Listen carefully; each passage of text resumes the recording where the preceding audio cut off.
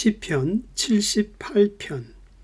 그 소망을 하나님께 두며 하나님의 행사를 잊지 아니하고. 성경에 나타난 대로 인간 역사 가운데 흐르는 두 줄기의 큰 강물이 있다면 그것은 인간의 범죄와 하나님의 구원입니다.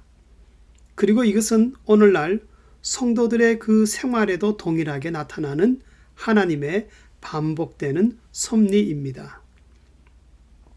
본 시편은 모세로부터 다윗까지의 이스라엘 역사를 진술하면서 그 가운데 있는 신앙적 교훈을 이스라엘 백성들에게 전해주고 있습니다. 그래서 본문에서는 이스라엘 백성들의 그 불신앙을 조목조목 이렇게 나열하고 있습니다. 먼저 9절에서 11절에 보면은 여호수아 때부터 사울 왕 때까지 이스라엘 전체를 대표하였던 지파로 에브라임 자손들은 본래 싸움을 잘하고 활을 잘 쏘는 큰 장점을 가졌지만은 그러나 하나님의 약속을 믿지 않는 불신앙 때문에 예비된 가나안 땅을 정복하지 못하였습니다. 그 다음 불신앙은 12절에서 22절에 보면은 이스라엘이 기적적으로 애굽에서 나오고 홍해를 건너고 광야에 있으면서도 만나를 먹고 반석에서 물을 마시며 구름 기둥과 불 기둥으로 부족함이 없는 그런 보호를 받았지만 그러나 그들은 계속 하나님을 의심하고 하나님의 인내심을 시험하였습니다. 그 다음 23절에서 31절에 보면은 만나와 메추라기를 주어 배부르게 하였으나 그러나 그들은 감사치도 않고 그 입에 고기가 씹히고 있는데도 탐욕으로 하나님을 계속 불평하였습니다. 32절에서 33절에서는 하나님이 앞으로 전진이라고 명령하였지만 그러나 이스라엘 백성들은 가나안 땅을 정탐한 불신앙의 보고를 듣고 전진을 거부하며 낙심하였습니다. 그리고 34절에서 41절에서는 이스라엘 백성들이 잠시 하나님의 벌을 피하기 위해서 회개를 하였다가 또다시 마음이 변하여 악한 행실로 치우쳤다고 말씀합니다. 그래서 그들의 회개는 열매가 없는 아첨뿐이었습니다. 더욱이 하나님은 이스라엘을 언약 백성으로 삼으셨으나 그들은 그 언약에 전혀 성실하지 않았습니다.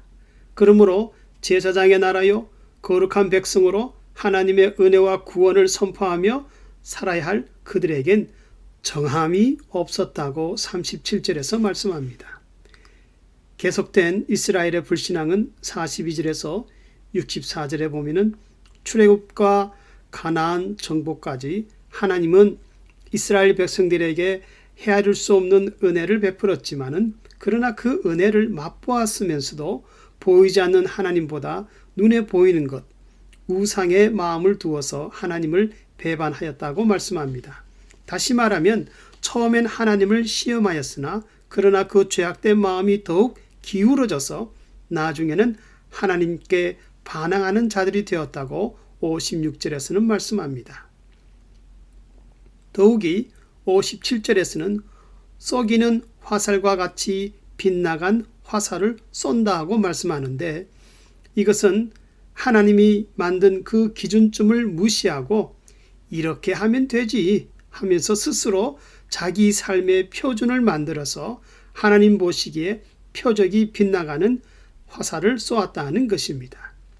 그러므로 60절에서 하나님의 사랑에 끊임없이 배반하고 범죄함으로 하나님은 성막이 있는 실로를 떠나셨고 이스라엘은 원수들의 손에 붙잡혔다 하고 이렇게 말씀합니다. 인간의 죄성이 깊고 깊지만은 그러나 하나님의 은혜는 우리 인간의 죄악보다 더 깊고 더 넓습니다. 그래서 이스라엘 백성들이 계속 범죄할지라도 하나님은 참으며 기사와 능력을 계속 베풀며 그들이 회개하고 돌아오길 기다렸다 하고 말씀합니다. 그러므로 65절에서 72절에 보면은 다윗 왕을 세워 이스라엘을 다시 세워나가시는 하나님의 사랑과 지혜를 말씀하고, 다윗은 패역한 이스라엘과 달리 하나님과 마음을 합하여 성실한 목자가 되었다 하고 말씀합니다. 그러면서 하나님이 이스라엘의 죄를 끊임없이 용서하신 이유를 38절, 39절에서 이렇게 설명하고 있습니다. 오직 하나님은 자비하심으로 그들의 죄악을 사하사 멸하지 아니하시고 그 진노를 여러 번 돌이키시며 그 분을 다 발하지 아니하셨으니 저희는 육체뿐이라 가고 다시 오지 못하는 바람임을 기억하셨음이로다. 그리고 42절에서는 왜 이스라엘 백성들이 끊임없이 하나님께 범죄하였는지 그 근본적인 원인을 이렇게 말씀하고 있습니다. 저희가 하나님의 능력을 기억지 아니하며 대적에게서 구속하신 날도 생각지 아니하였도다. 다시 말하면 이스라엘 백성들의 마음이 부패하고 완악하여 순간순간 일이 생길 때마다 하나님을 까맣게 잊어버렸다는 것입니다.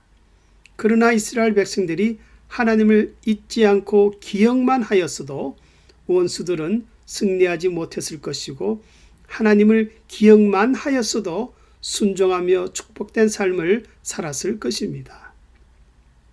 그래서 시편 본문 말씀에서 얻을 분명한 교훈은 영적 이스라엘 백성, 하나님의 자녀된 우리 성도들은 무슨 일을 만나든지 하나님을 잊지 않고 기억해야 한다는 것입니다.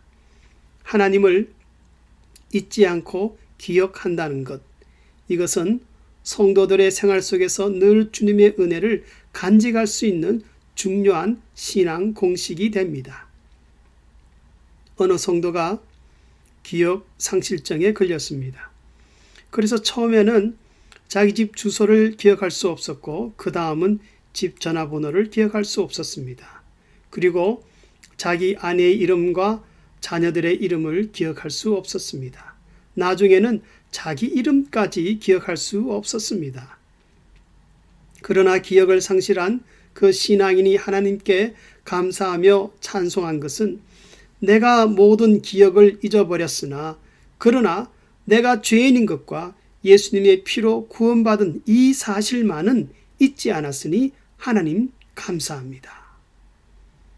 성도님들은 매일 하나님의 은혜를 경험하기 위해서 노력하십니까? 은혜가 저절로 임하기를 바란다면 그것은 어리석은 영적 게으름입니다. 그 소망을 하나님께 두며 하나님의 행사를 잊지 아니하고, 하나님께 대한 기억, 이것은 하나님의 그 축복의 섭리를 나의 삶으로 끌어들일 수 있는 살아있는 중요한 믿음입니다. 이런 기억의 힘, 신앙의 힘을 가지고 항상 은혜 가운데 거할 수 있기를 주의 이름으로 축원합니다.